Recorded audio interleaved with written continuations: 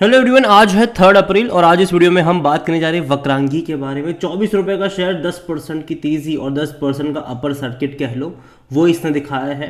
और पिछले एक महीने में ये पहले तो गिरावट दिखाता नजर आया था, 19-20 पे चला गया था, लेकिन पिछले 3 ट्रेडिंग सेशन से एक बड़ी रफ्तार ये इसने वापस से दिखाई है। बात करेंगे उसके बारे में, लेकिन उससे पहले अगर आपने अभी तक चैनल को सब्सक्राइब नहीं किया है तो प्लीज़ अभी इसे सब्सक्राइब कर लीजिए, क्योंकि आगे भी बहुत सारे वीडियोस हैं जो आपको काफ़ी ज़्यादा हेल्प करेंगे। तो 24 रुपये का शेयर एक महीने में हालांकि 1.5% का डिक्लाइन ज़रूर है। 24 रुपये से गिरकर ये आया था 19 पे, कुछ टाइम बिताया और पिछले 3 ट्रेडिंग सेशन से एक तेज़ी देखने को मिली। आज एक्चुअली में बाजार में उतनी बड़ी तेज़ी नहीं थी, लेकिन स्मॉल कैप और मिड कैप में अच्छी खासी रफ्तार थी और यहाँ पर भी एक रफ्तार देखने को मिल गई। अगर आप एक साल का ग्राफ देखो, 45% का ग्रोथ है। ग्राफ इंटरेस्टिंग है क्योंकि देखो, जब भी तेज़ी आती है तो बहुत कम टाइम में एक बड़ी तेज़ी के में ये चीज़ तब्दील होती है। 5-10% की तेज़ी ऐसे ही दिखाता है, लेकिन बाद में ये गिर जाता है। फिर कुछ टाइम बाद फिर से अटेम्प्ट करता है और 5-10% का इंट्राडे ये ऐसे ही दिखा देता है, फिर वापस गिर जाता है। फिर धीरे धीरे बढ़ रहा था और एक बहुत बड़ी तेज़ी आई थी, 20 से 30 पे पहुंचा था। उसके बाद देखो तो वापस वहीं पर आ गया जहां से शुरू हुआ था। और ये मैं कई बार बोल चुका था, इवन जब ये तेज़ी आ रही थी 20 से 30 की, तब भी मैंने कहा था कि बहुत जल्दी ये 20 पे आपको आता नज़र भी आ जाएगा।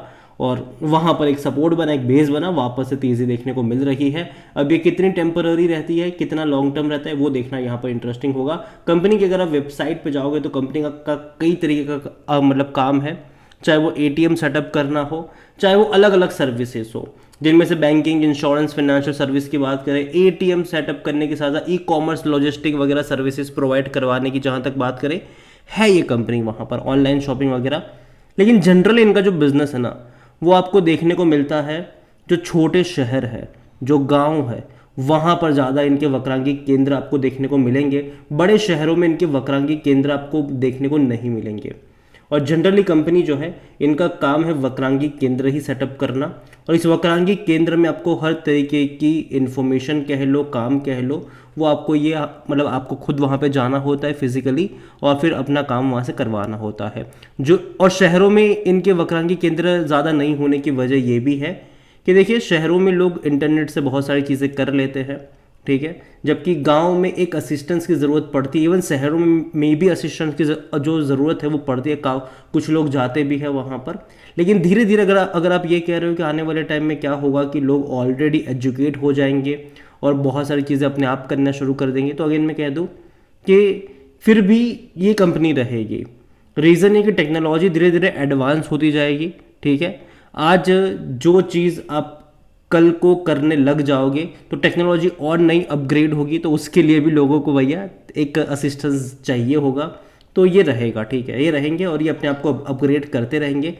हाँ, अगर अपग्रेड करते रहेंगे तो ही टिक पाएंगे। इनके वॉल्यूम्स आज देखें तो बड़ी क्वांटिटी में, और आज बड़ी वजह तेज़ी की वॉल्यूम्स ही हैं।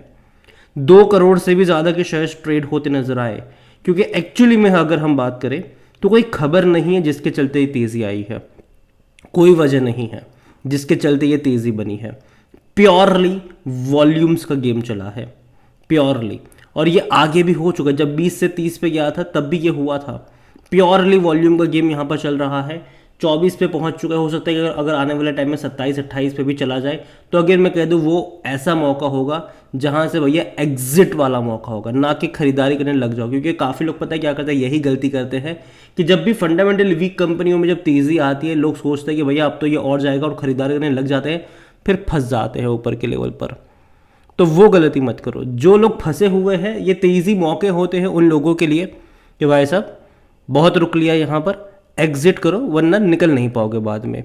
तो यहाँ पर पहली चीज़ तो ये कि वक्रांगी एक टाइम पे 500 रुपये का भी शेयर था। कई सारे कॉर्पोरेट गवर्नेंस के इश्यू निकले इसके अंदर, झटके में टूटा था, ये झटके में टूटा था। इसका जो मार्केट कैप है ये 2500 करोड़ के आसपास का इसका मार्केट कैप है।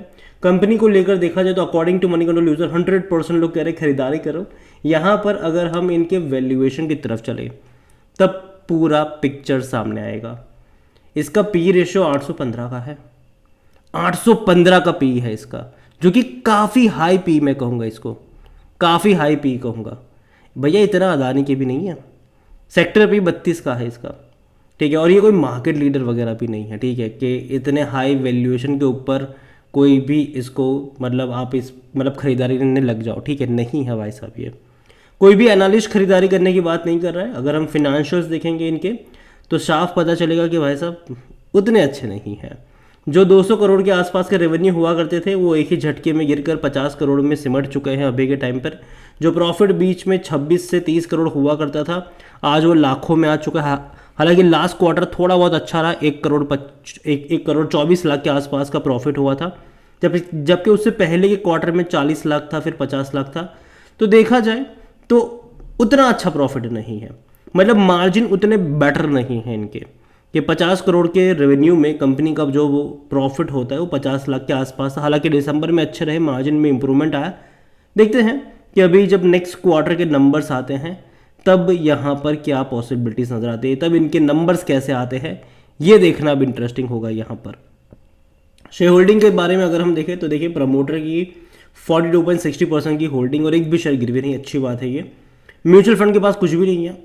डोमेस्टिक और एफआईल्स बड़ी क्वांटिटी में है, 6.29% डोमेस्टिक के पास है, 3.31% एफआईल्स लेकर बैठे, लेकिन एफआईल्स लगातार बेच रहा है। यहाँ पर अगर आप देखोगे 8% के आसपास की होल्डिंग थी एफआईल्स के पास और अभी गिरकर ये काफ़ी कम आ चुके हैं। तो बीच बीच में तेज़ी आती है तो मेरे हिसाब से रिटेल इन्वेस्टर ज़्यादातर यहाँ पर ट्रैप हो रहे हैं। और अगेन डोमेस्टिक में ये जो 6.29% आप देख रहे हो उसमें से ज़्यादातर क्वांटिटी सिर्फ और सिर्फ LIC लेकर बैठा हुआ है। यहाँ पर रिटेल ज़्यादा क्वांटिटी में है, 28.91% है, अदर पार्टीज 18.90% का स्टेक अदर पार्टीज भी यहाँ पर लेकर बैठे हैं। देखिए ओवरऑल अगर मैं बात करने जाऊँ वक्रांगी को लेकर तो देखो कंपनी डेट फ्री है, कोई शक की बात नहीं उसमें। और एक टाइम ऐसा था जब ये 500 का शेयर हुआ करता था, बाद में एक ही झटके में गिरा जब इनके ऊपर एलिगेशंस लगना शुरू हुए, और तब से लेकर अब तक यहाँ पर कोई उतनी बड़ी तेज़ी नहीं आ पाई है। और जब भी तेज़ी बनी है ना, ग्राफ ऐसा ही रहा है कि एक बड़ी रफ्तार आई, वापस से गिर गया, वह फिर एक तेज़ी आई, फिर गिर गया। और देखो बीच बीच में इसने अटेम्प्ट करे हैं और बड़े अटेम्प्ट करे, इंट्राडे में तो काफ़ी बड़े अटेम्प्ट करे हैं कि 5% 10% का अपर सर्किट लगाया है इसने, लेकिन उसके बाद वही हुआ है कि नीचे की तरफ गया है और संभलने का मौका नहीं मिला है इसको। और यही वजह है कि अभी ये जो तेज़ी आई है यहाँ पर 3 दिनों से, मैं उसे भरोसा नहीं कर पा रहा हूँ। हालांकि एक सपोर्ट ज़रूर है 18 से 20 रुपए के आसपास का, वहाँ पर जब भी गया है इसने तेज़ी दिखाई है, इस बार भी ऐसा ही कुछ हुआ। लेकिन अब जब ये ऊपर जा रहा है तो कहीं ना कहीं एक रेजिस्टेंस वाला लेवल भी यहाँ पर आने वाला है, जो कि मुझे लगता है कि यहाँ पर जो तेज़ी आई है वो गिरावट के लिए आई है कि आज नहीं तो कल गिरावट आएगी। तो यही मैं कहूँगा कि जिनके पास है वो होल्ड करे, ठीक है, होल्ड करे। और अगर 27-28 की रेंज में जाता है तो प्रॉफिट लेकर निकलने के मौके ढूंढने चाहिए यहाँ पर, ना कि ये समझ के कि भैया गेम बदलने वाला है मैं खरीदारी कर लूँ, मत करना, वापस आके नीचे ही गिरेगा ये। और हाँ, अगले क्वार्टरली नंबर्स भी इंपॉर्टेंट रहेंगे कि वो किस तरीके से आते हैं, क्योंकि उसके ऊपर भी बहुत कुछ डिपेंड करेगा। अगर नतीजे में इंप्रूवमेंट लौटा तो डेफिनेटली हम इसको लॉन्ग टर्म के लिए कंसिडर कर सकते हैं, लेकिन अगर रिजल्ट्स में इंप्रूवमेंट नहीं है तब भैया स्विंग ट्रेड के लिए ही आप यहाँ पर यूज़ करो। और अगेन लॉस अगर हुआ तब तो पढ़ना ही मत यहाँ पर, ठीक है। तो नज़र रखिए इस कंपनी के ऊपर। और अगेन कोई बाय सेल रिकमेंडेशन नहीं है, ये वीडियो को यहीं पे एंड करता हूँ। पसंद आया हो तो लाइक करो, शेयर करें, चैनल पर अगर पहली बार है तो प्लीज़ सब्सक्राइब करें। और वक्रांगी के बारे में आप क्या सोचते हैं वो भी आप मुझे कमेंट में लिख के बता सकते हैं। Thank you.